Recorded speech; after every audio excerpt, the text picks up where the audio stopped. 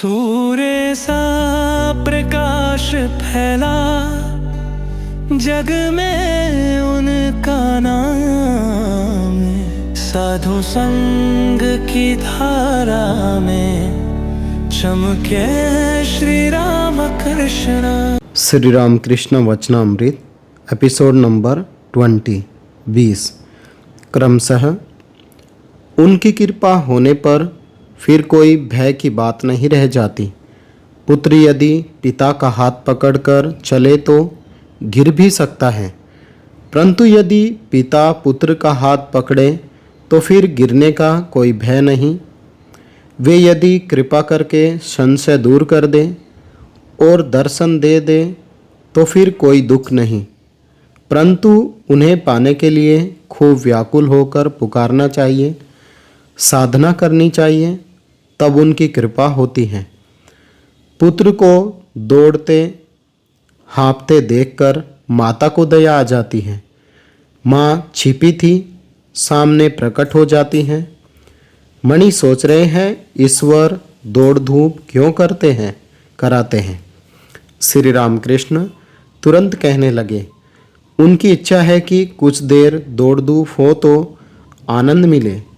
लीला से उन्होंने इस संसार की रचना की है, इसी का नाम महात्म्य है। अतएव उस शक्ति रूपिणी महामाया की शरण लेनी पड़ती है। माया के पासों ने बांध लिया है, फांस काटने पर ईश्वर के दर्शन हो सकते हैं।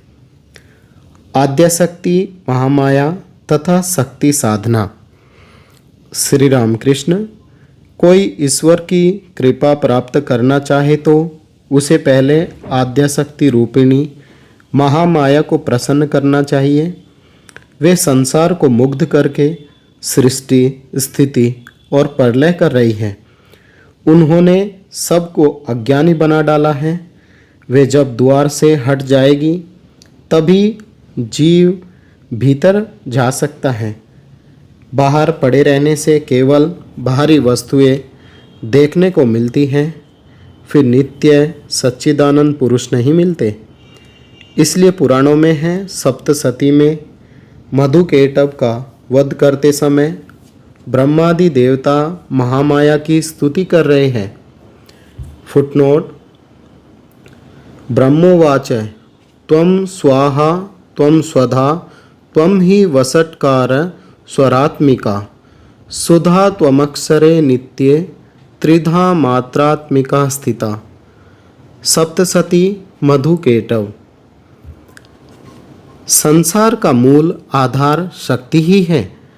उस आद्यशक्ति के भीतर विद्या और अविद्या दोनों हैं। अविद्या मोहमुग्ध करती है। अविद्या वह है जिससे कामनी और कांचन उत्पन्न हुए हैं, वह मुग्ध करती है। और विद्या वह है जिससे भक्ति दया ज्ञान और प्रेम की उत्पत्ति हुई है, वह ईश्वर मार्ग पर ले जाती है। उस अविद्या को प्रसन्न करना होगा, इसलिए शक्ति की पूजा पद्धति हुई। उन्हें प्रसन्न करने के लिए नाना भाव से पूजन किया जाता है, जैसे दासी भाव, वीर भाव, संतान भाव। वीर भाव अर्थात उन्हें रमण द्वारा प्रसन्न करना। शक्ति साधना सब बड़ी विकट साधनाएं थी, दिल लगी नहीं। मैं माँ के दासी भाव से और सखी भाव से 2 वर्ष तक रहा, परंतु मेरा संतान भाव है। स्त्रियों के स्तनों को मातृस्तन समझता हूँ। लड़कियाँ शक्ति की एक एक मूर्ति हैं। पश्चिम में विवाह के समय वर के हाथ में छुरी रहती है। बंगाल में सरोता अर्थात उस शक्ति रूपिणी कन्या की सहायता से वर माया पास काट सकेगा। यह वीर भाव है। मैंने वीर भाव से पूजा नहीं की, मेरा संतान भाव था। कन्या शक्ति स्वरूपा है। विवाह के समय तुमने नहीं देखा, वर अहमक की तरह पीछे बैठा रहता है, परंतु कन्या निशंक रहती है। ईश्वर दर्शन तथा यही ज्ञान या अपरा विद्या। ईश्वर लाभ करने पर उनके भारी ऐश्वर्य, संसार के ऐश्वर्य को भक्त भूल जाता है। उन्हें देखने से उनके ऐश्वर्य की बात याद नहीं आती। दर्शन मात्र में मग्न हो जाने पर भक्त का हिसाब किताब नहीं रह जाता। नरेंद्र को देखने पर तेरा नाम क्या है, तेरा घर कहाँ है, यह कुछ पूछने की जरूरत नहीं रहती। पूछने का अवसर ही कहाँ है। हनुमान से किसी ने पूछा, आज कौन सी तिथि है? हनुमान ने कहा, भाई मैं दिन, तिथि, नक्षत्र कुछ नहीं जानता। मैं केवल श्री राम का स्मरण किया करता हूँ। परिच्छेद नंबर 10। दक्षिणेश्वर में अंतरंग भक्तों के साथ। नंबर 1, श्री रामकृष्ण की प्रथम प्रेमोन्माद अवस्था। आज श्री रामकृष्ण बड़े आनंद में हैं। दक्षिणेश्वर काली मंदिर में नरेंद्र आए हैं और भी कुछ अंतरंग भक्त हैं। नरेंद्र ने यहाँ आकर स्नान किया और प्रसाद पाया। आज अश्विन की शुक्ला चतुर्थी है, 16 अक्टूबर 1882 सोमवार। आगामी गुरुवार को सप्तमी है, दुर्गा पूजा होगी। श्री रामकृष्ण के पास राखाल, रामलाल और हाजरा है।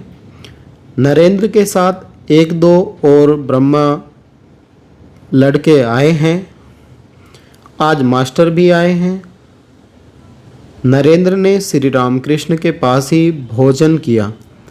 भोजन हो जाने पर श्री रामकृष्ण ने अपने कमरे में बिस्तर लगा देने को कहा, जिस पर नरेंद्र आदि भक्त, विशेषकर नरेंद्र, आराम करेंगे।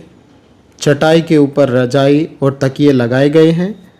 श्री रामकृष्ण भी बालक की भांति नरेंद्र के पास बिस्तर पर आ बैठे। भक्तों से, विशेषकर नरेंद्र से और उन्हीं की ओर मुंह करके हंसते हुए बड़े आनंद से बातचीत कर रहे हैं। अपनी अवस्था और अपने चरित्र का बातों बातों में वर्णन कर रहे हैं।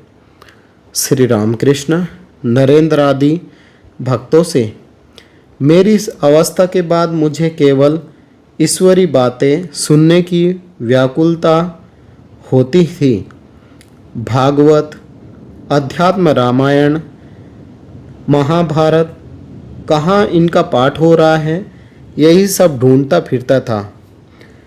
आर्यादह के कृष्ण किशोर के पास अध्यात्म रामायण सुनने जाया करता था।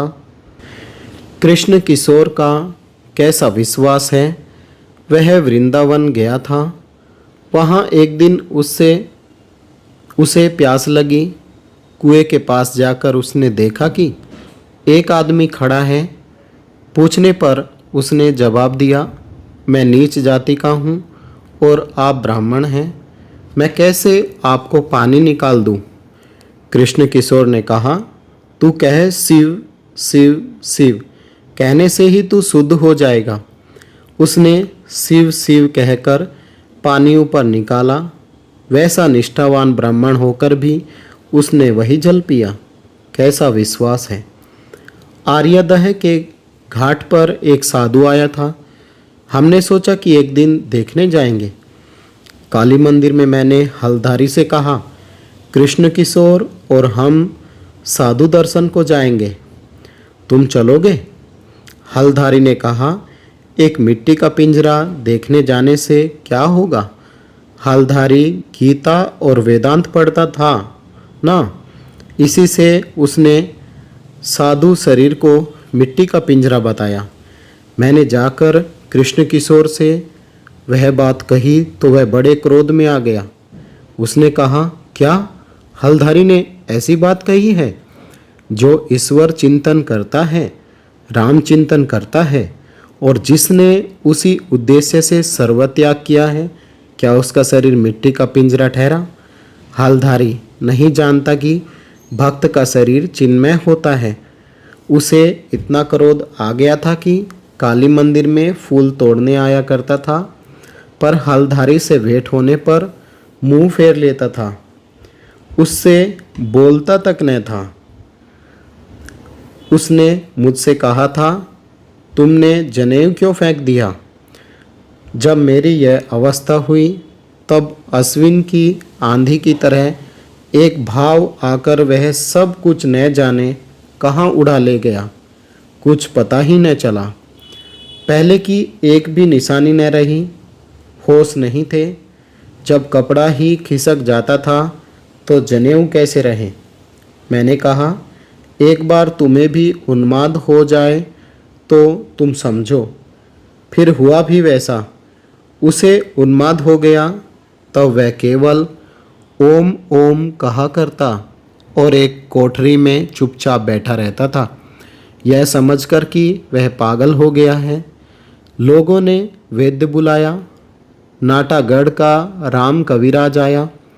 कृष्ण किशोर ने उससे कहा, मेरी बीमारी तो अच्छी कर दो, पर देखो मेरे ओमकार को मत छूना। सब हंसे। आज का पाठ यहीं तक। ओम निरंजनम नित्यमनंतरूपम भक्तानुकंपाधृतविग्रहं वे ईशावतारं परमेशमीड्यं तं रामकृष्णं शिरसा नमामि। जय राम कृष्ण।